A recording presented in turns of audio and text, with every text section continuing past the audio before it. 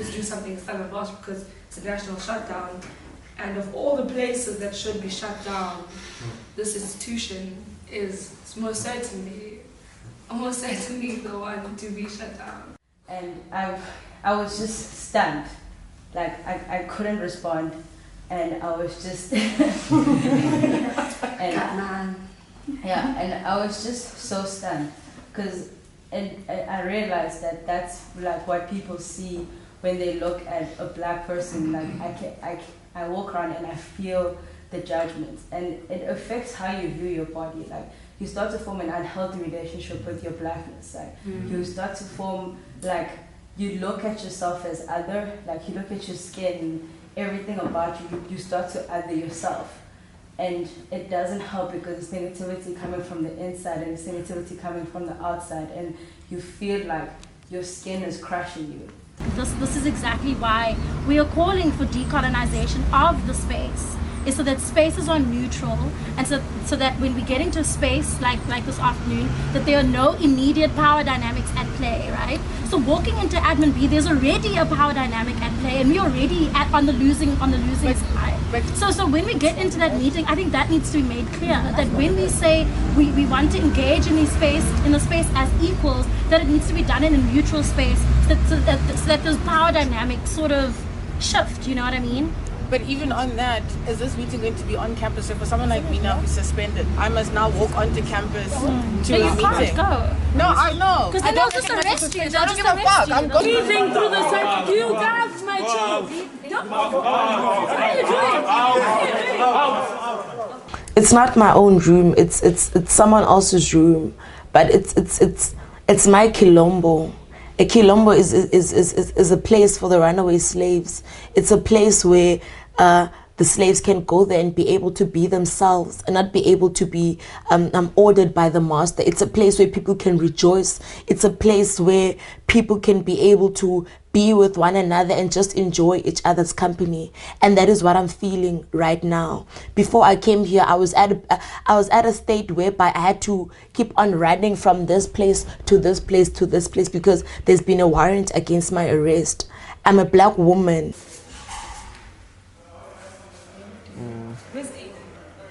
Do you see this picture? It was at Daisy's. Really? Yeah. It's Chloe's. I think Chloe knows the lady, the girl. Yeah. That's really cool. Right in the middle. Popo Mary with his people.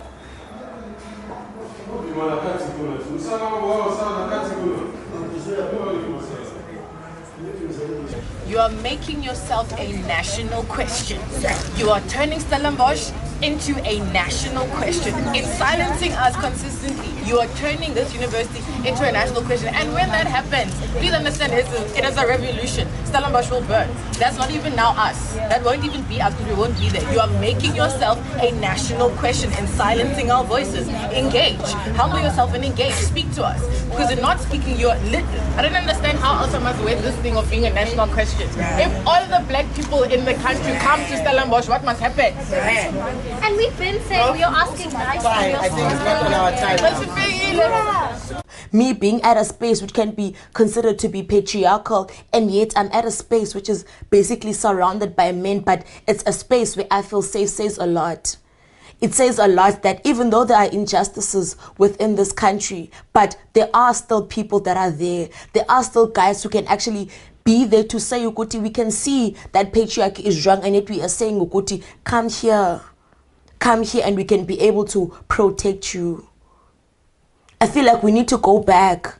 We need to go back to the place whereby we used to value each other. And that is not where we are in this country. And it doesn't seem like that is where we are going within this country. You look at the Jacob Zuma trial. Ukwezi has passed away. Ukwezi passed away. And Ukwezi is a rape victim. And yet nothing is being done about it. It's a matter of if you're being raped, especially by people who are in power, you are the person who's the problem, but not the actual perpetrator. That is something we need to address. Women need to be recognized and women need to have a voice.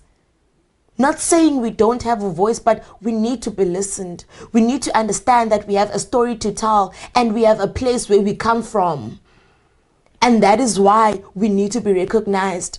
The fact that a woman will suggest something, and I'm speaking from experience, whereby we have meetings of these must fall, and you suggest something as a woman and it will never be recognized. And yet when a man says something that this is how things should be done, all of a sudden now, oh, you are a leader, oh, you are leading us forward. But the next thing, when a woman says something, it's not being recognized. When a woman is feeling their emotions, when a woman is feeling oppressed in a space, you're being told that you shouldn't portray your emotions in a revolution. We're here to move forward, but where should we go?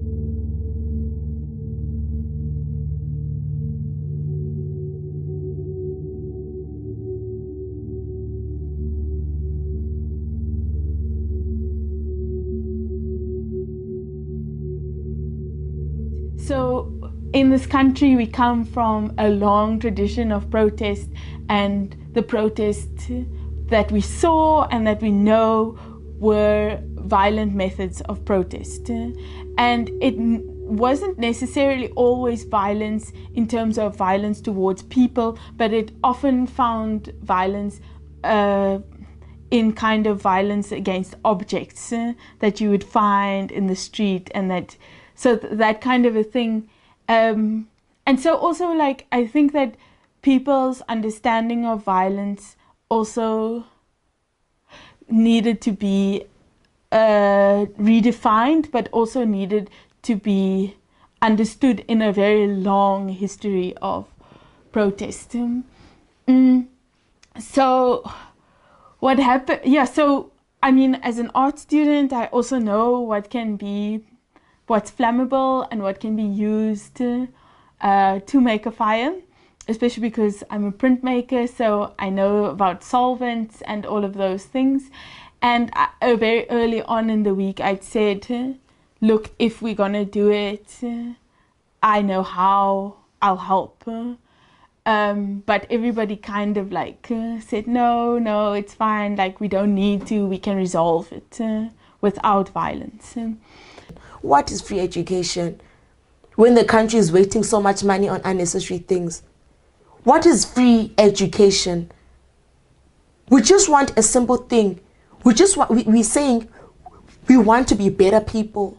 Because in saying we want an education, we want to be better people. We don't want to just be sitting on the corner selling cigarettes for 2 rand the whole day. We don't want to be sitting in containers selling fed cooks the whole day. We're saying we want to be better people. For the people who are selling those fed cooks in the container, those are our mothers.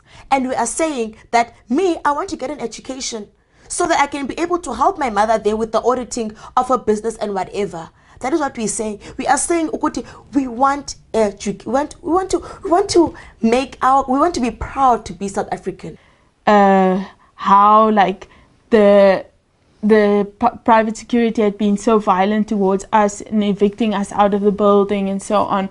And then Wim de Villiers came and he started saying about like how he cares and blah, blah, blah.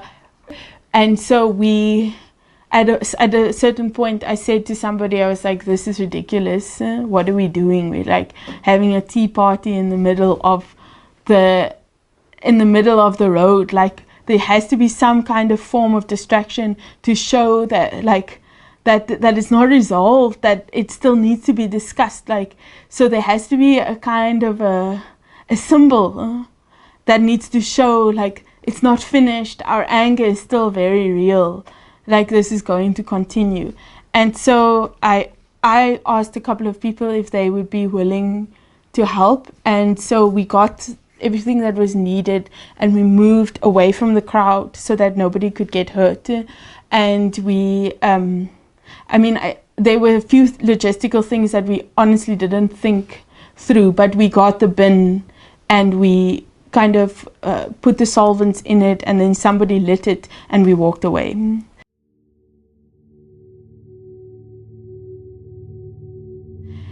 But we didn't know, like I wasn't thinking, and that was really stupid, but there was a petrol station like right next to the thing. So in us wanting to move away from the crowd, we actually moved to a bigger place of danger. And like, as I said, like before to you, that like we were so inexperienced in that form of violence, if you want to call it that, that we didn't think things through.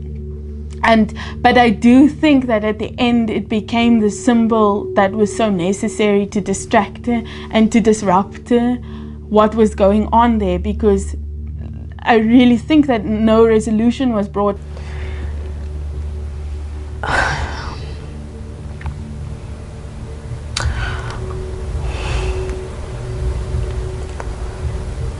I